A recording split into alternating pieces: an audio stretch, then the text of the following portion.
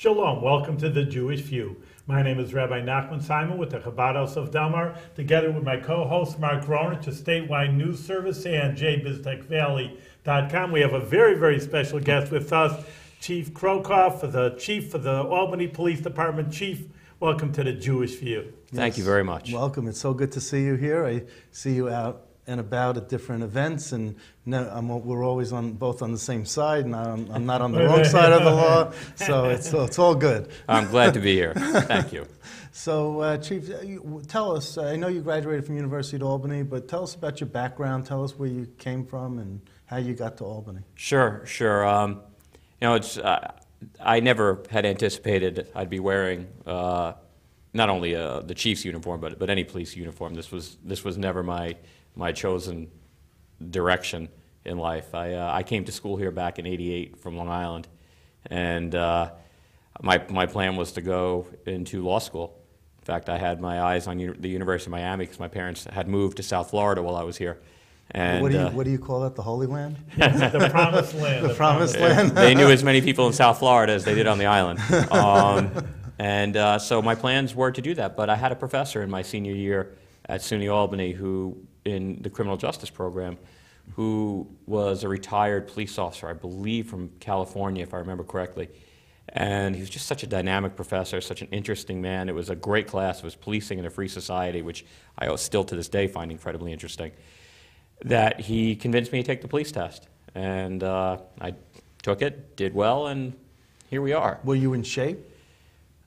I was much thinner, much thinner at the time. In fact, I went into the police academy a good 70 pounds less than I am right now. Wow. I was a thin guy. Like my son, who's 13 right now, is a nice thin kid, and he looks at me and makes fun of me for my lack of shape or a different shape. Well, I always say pear is a shape. So that's for me. As is round. I could talk, So. But I continually warn my son that he has my genes, and I looked like him once. But as we get older, and we don't exercise like we should, right? This is how we end up. Well, is there anything in the police department regiment that keeps officers in shape, besides the fact that you got half of them on bicycles around the city? we do not have anything to incentivize that, and I think it's a mistake. It's something we need to look at internally. Not only because it's good to have officers in shape, but exercise is incredibly good for mental health, reducing anxiety, a lot of things that we deal with in our industry, and I would like to continue to push that.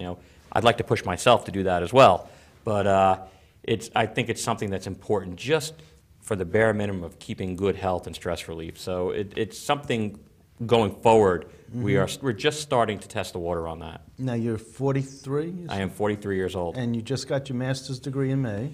I did. Well, mazel tov on that. Thank you very much. Young for being a chief, isn't it? I mean, compared to for a city this size, because you've been in this position about a year or two. Yeah. I've been in this position about 3.5 years. 3.5 years. And time flies. I know, acting about 4.5, but it is locally, comparatively. At one time, I was young. I think nationally you're starting to see a trend more towards my age, and I think even locally you're starting to see some of the some officers, around this age starting to get into these ranks. Now, I think you're like me. I came up here from Brooklyn to go to University at Albany, and I never left. And I stayed up here one summer, and I just caught the bug up here, and I just said, this is it, I got to stay. Is that the same for you, because you went to Albany also? Almost identical, as a matter of fact. Between my sophomore and junior year, I moved to a great place over on Hamilton Street. And I really fell in love with the city. Once I got off campus and realized how much the city had to offer, and I never went back. I mean, I loved the island, but the traffic, the cost of living, the fact that my parents moved, it was everything just happened in the right order for me to keep me here. Yeah, I didn't know, and I don't think anyone in the media picked up on the fact that you were from Long Island and the University at Albany connection, living on Hamilton in Ontario?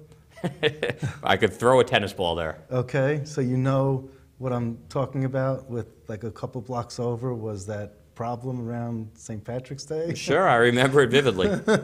So you really could relate to how unruly the students can be in that area, in that block or that neighborhood? I all too well. Okay. Not from, no, I don't believe from personal experience. I guess maybe some police officers around then might have a different thought. However, some of them are still on the job now. I did and do understand the college students that live in the neighborhood. It's a very small percentage. It is. Of students over there that cause the issues. But that's what ruins it for all of us. It does, but by and large, even the officers recognize that the few officers the few students that cause these issues are really, the ones driving it, and we try to make sure that we allow the other students to experience their college life within reason. Okay. I mean, you can't come to the city of Albany to party. This is not someone's playground. But now you tell me. By and large, I think students really respect that. I think we're also getting a different kind of student now. Just like we're getting a different kind of police officer now, they really seem to be more focused on other types of entertainment, from social media, sitting in coffee houses, things like that. And we like those types of What do students. you mean by a different kind of police officer? What is that? We are definitely getting a different kind of police officer. I hate to label it, but maybe a bit more cerebral. They seem to think things out quite a bit. They want to know why they're doing something, what the intended purpose, what's the goals, what are you looking to do, and you just see a different way about them from when I was a young police officer, and mostly it's brought about quite a bit of positive change. A few issues I think that. There may be some, at times, some young officers who may have communication issues. I think a lot of them were brought up in the texting age and the social media age, where actually talking to a human being is not necessarily so easy for them. But little by little, they work out of that quickly, and it's interesting to see the newer, younger types of officers that are coming on. I think the police officer, it really is, I mean, people think, oh, you're tough, you know how to shoot a gun. But, you read about it, and it's really a very difficult job, because you have to be a social worker. There's a family dispute. You can't go in there showing your gun, like the cowboys and Indians, oh, hands up and shut up, or I'll shoot you. You got to be a social worker. And then, listen, at times you have to be tough. There are wild robbers or whatever have you, and you got to show that tough. So it really is a real special person. Like I say, usually for a social worker, they're a social worker. No one has to beat up anybody if they're or handcuff somebody if they're a social worker. So you want really a lot from like you say, a cerebral, not just some cowboy, to come in and beat what I'm saying, take care of the robbers. I agree, and I mean, by and large, officers, looked like me when I was younger, and you could tell I wasn't the biggest guy.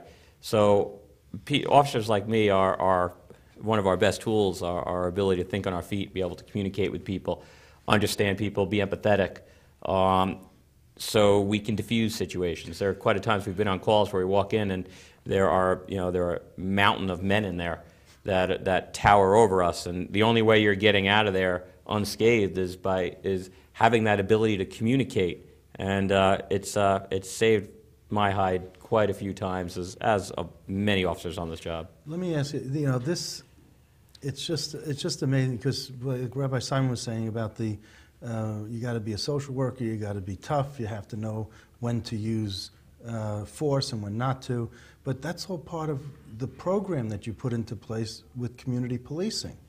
I mean, that takes in all of those aspects, and you want to know faster. You want to know this information faster than you could ever know it. Faster than the crooks who are doing the bad deed.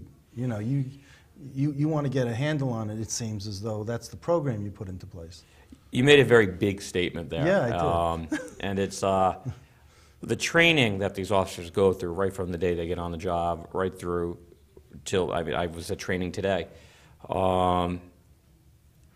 We do our best to be able to train our officers for almost every eventuality we can run into. We're dealing with human nature, so of course it's very difficult to predict what people may or may not do. We look for the signs.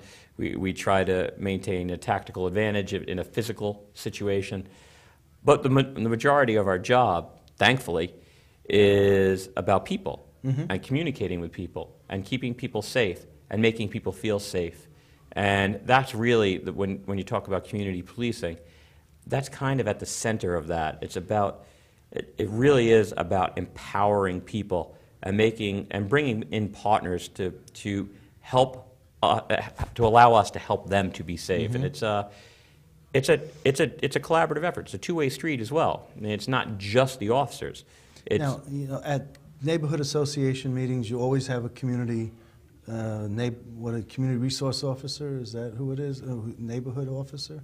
What's the right title? Well, but you always send someone to the neighborhood association meetings. It depends who's there. Okay, but I'm just saying, the police department sends people to these neighborhood associations to give a report about the crime for an individual neighborhood association within the boundaries. And I just think that's so important, even if 6 people show up for the neighborhood association meeting. It's so nice just to see the presence. And I know that they're also, they spend, 20 minutes, a half hour, and then they're off onto the street doing what they need to do within the community.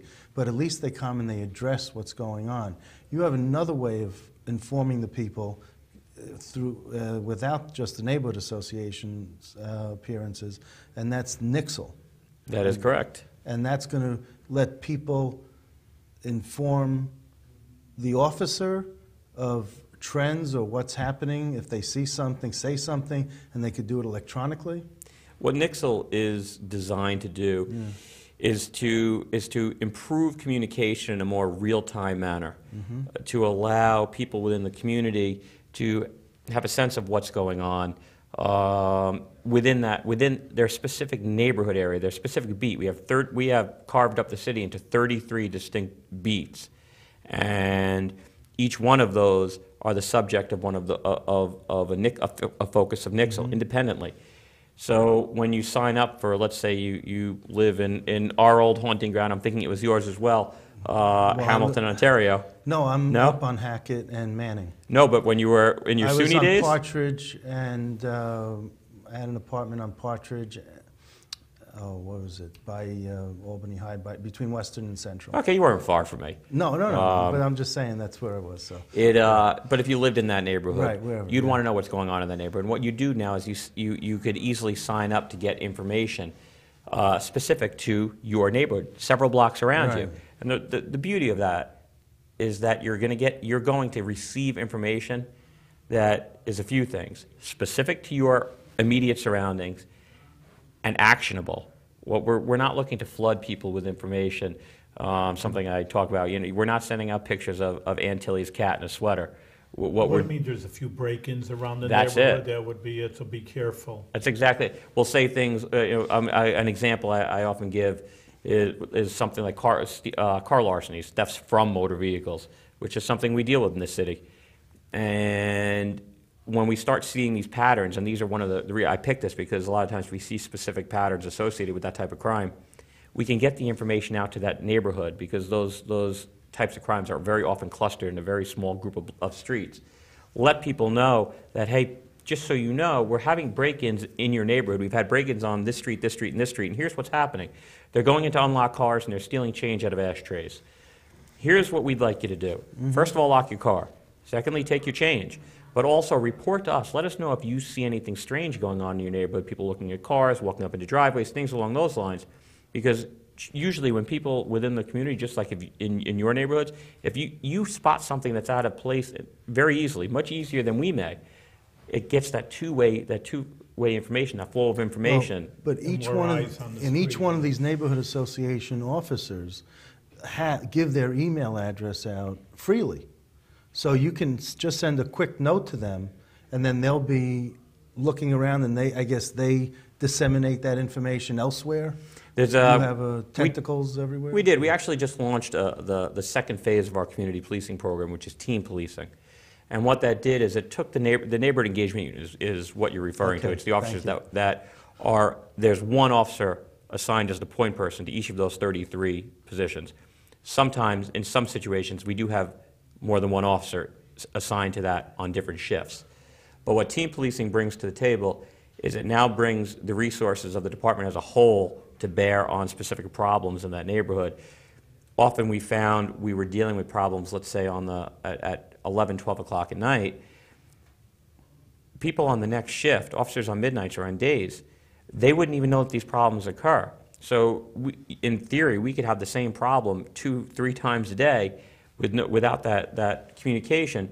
The only ones that continue to get frustrated are the neighbors that live around there without the problem getting solved. What this allows us to do, it allows us to get that horizontal integration between our people on the job, have them communicate and problem solve together. So when the officer goes to that neighborhood association and they report crime, what I'm hoping also is that they're getting information back. People are telling them what they're seeing, what their concerns are, and then we can start working on those problems as a team. I have to tell you, the Whitehall Neighborhood Association, one of the weirdest things that I heard them complain about was the fact that when National Grid or NIMO, they put up a pole, they don't take down the old pole, and you got you just have a pole standing there next to a new pole that's being used.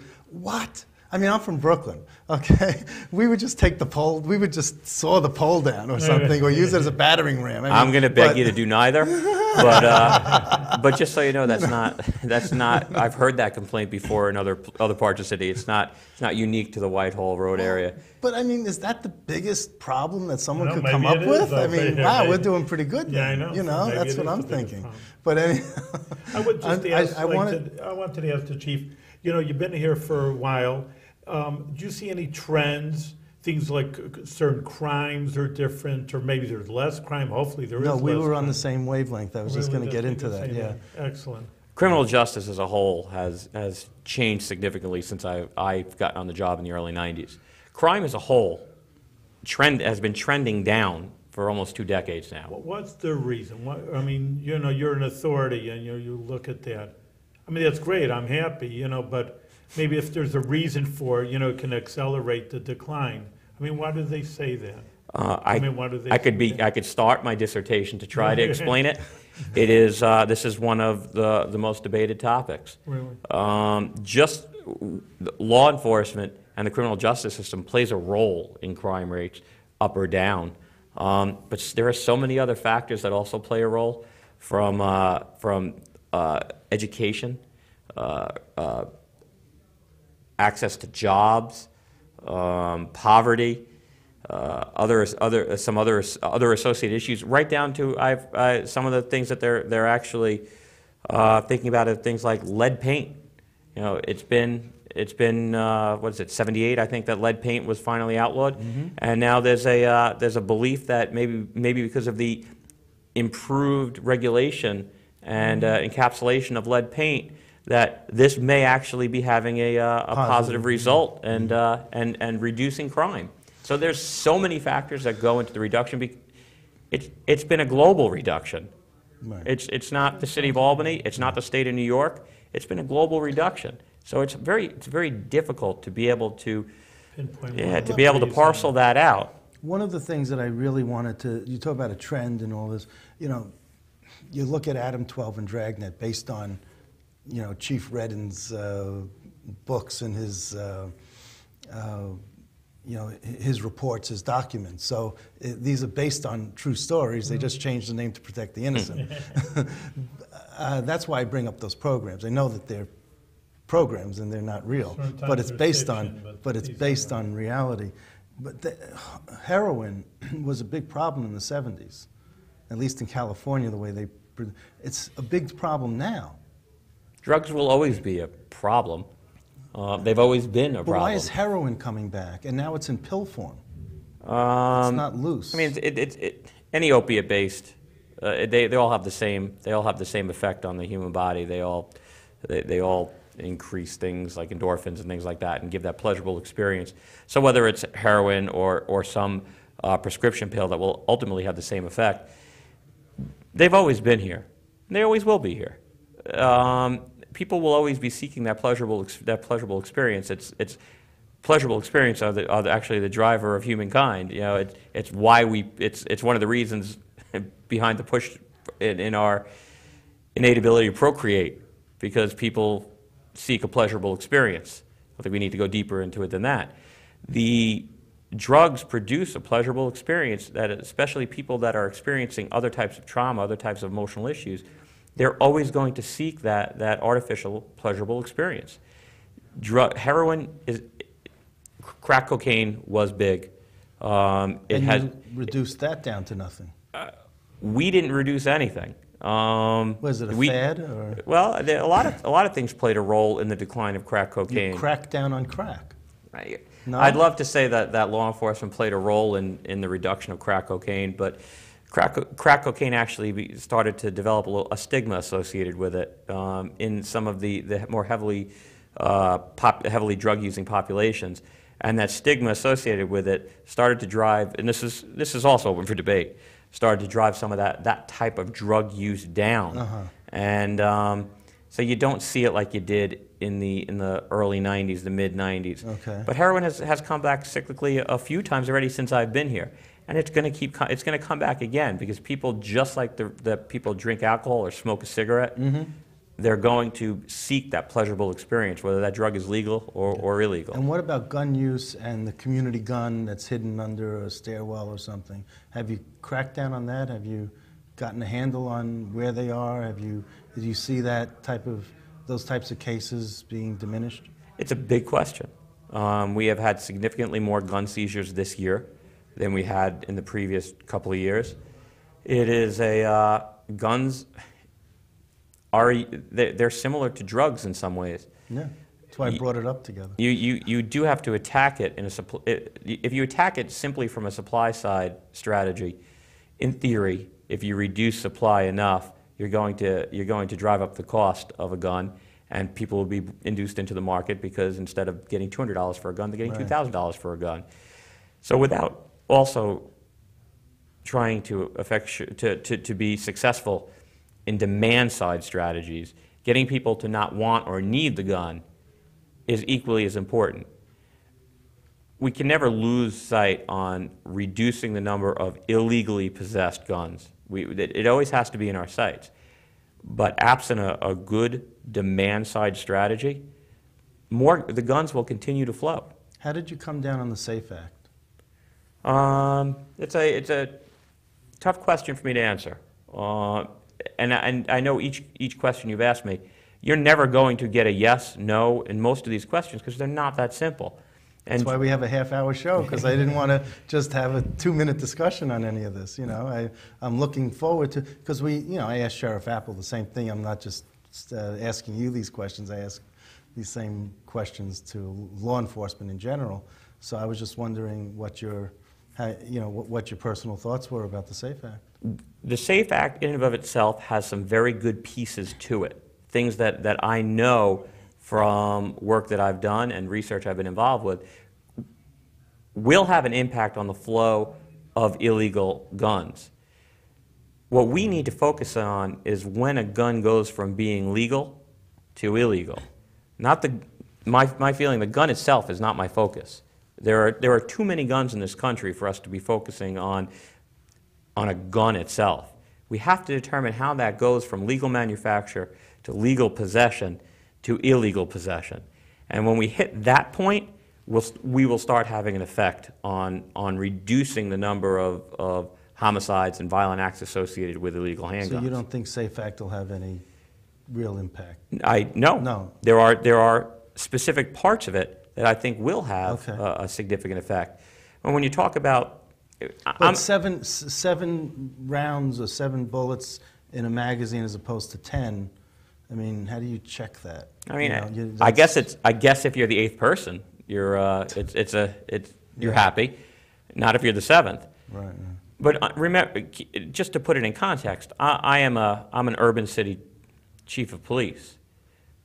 Our crimes that we see are usually not perpetrated with things like assault rifles. They're handguns, things that can be secreted easily.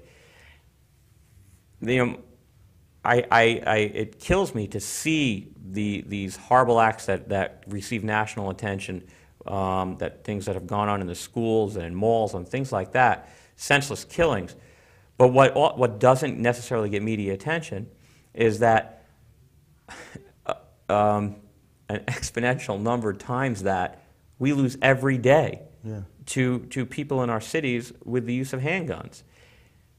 I don't blame handguns. I don't blame them. But we as a society need to be able to better interdict, better be able to determine how a gun ends up in the hands of our youth who they can't be legally possessed by these people or these criminals. That area that I'm talking about, that's our sweet spot. That should be our focus, not only locally but nationally. And when we can make those determinations, I think that's the time to start being able to create real strategies to be able to reduce that flow. Reducing a gun from a rounder, I don't know I know it'll have no effect in the city of Albany. Right. I'm not a rural police chief. No, I'm asking in your jurisdiction only. I know that you can't speak for other jurisdictions. The city of Albany, that part of it, Yeah. the whole assault rifle part has very little effect. Okay. But other things associated with it, like making sure that we recover handguns when people pass away or when they end up in maybe in a nursing home, we need to be able to get those guns in legal possession at that point, because we do know it's at that point that a lot of guns end up getting into the black market, into the illegal market. So things like the renewal of permits, that's in the right direction. Whether that's the right answer, I'm not sure. But we do need to focus on we can't just let guns be possessed and then just disappear into the abyss. And unfortunately, that occurs quite a bit. Yeah. What would you say is the #1 crime, that you're concerned with as a police department? Is it drugs?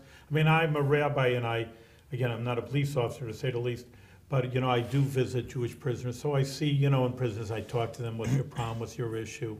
And they tell me that of the prison system, 60% are drug-related.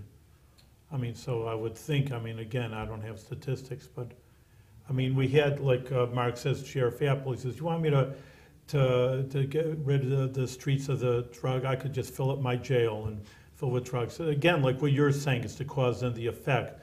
The guy in the street isn't the real problem. It's the producer, it's the manufacturer. That's really the issue, and I think that's where the state, I know, is headed for, not just pick up a kid off the street because they're using drugs.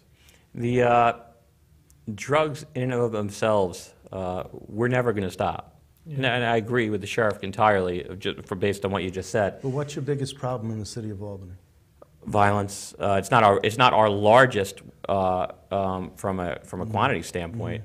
Our biggest issue in the city of Albany, from a pure numbers standpoint, are larcenies, which is probably the same Quality of life in every issues.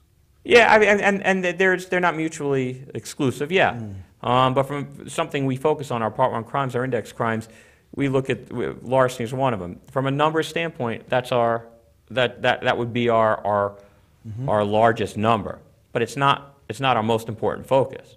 It's violent crime that I make sure we direct our resources at. When that intersects with the distribution of illegal drugs, I make sure we maintain that focus. Drugs in and of themselves are not our focus, but the distribution and the enforcement of that distribution chain, that is often our focus. Let me ask you this other question, because we're running, on the High Holy Days, I used to be on the board of a synagogue, and I used to go to these meetings that all the synagogues had an appointee at the meeting about the High Holy Days and are the synagogues safe and what's the police.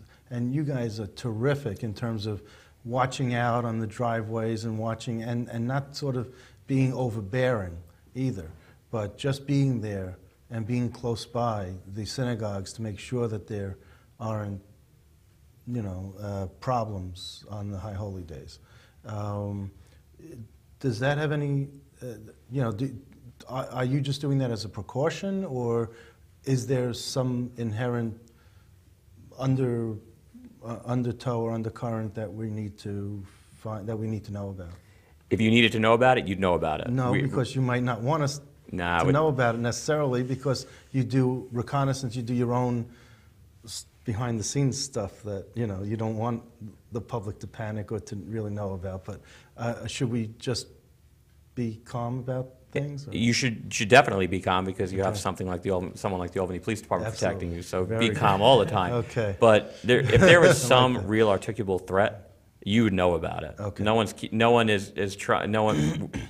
trying to keep you calm by not telling you. But our police officers are there. We've been requested in the past. It's now just part of our practice and what we do. We do know that temples have been the target of terrorist acts across the country and across the world, sometimes on the high holy days. It increases risk on those days, as you well know. Okay. So you know that it draws more people in on those days. We want to make sure that everybody feels comfortable in their ability to worship. We also want to make sure that we are protecting you the way we should. So that's why you see the police officers there. But no specific threats. Okay. You have my word. If I have one, you'll know. How large is your police force? Our maximum strength right now is 342. 342. We have a difficult time maintaining that because of retirements. Well, but what would you... I mean, isn't that like, it's not like a maximum number of beds in a prison. I mean, you know, what do you feel you should be at? What number? Again, I can't give you an exact number because we're in the process of we're doing a capacity analysis to determine what numbers we need in specific areas. I like to maintain a 30% cushion in our police officers for them to be able to do proactive work. We're in the process of looking at that again. But we do a lot of things that police departments may not do nationally.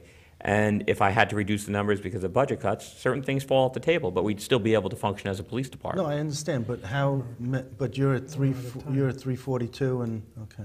All right, listen, I got to ask, we're out of time. I'm so, I guess, fixated on some things. I would be more than happy to come back anytime you want. Okay, we'll have you back then. All right, thank you, Chief Krokoff. Dad, you're doing a good job. Crime's going down, and maybe you're too humble, but I think the police department's doing a good job, and therefore to keep us all safe. Thank you very much for being on the Jewish View. Thank you for having me.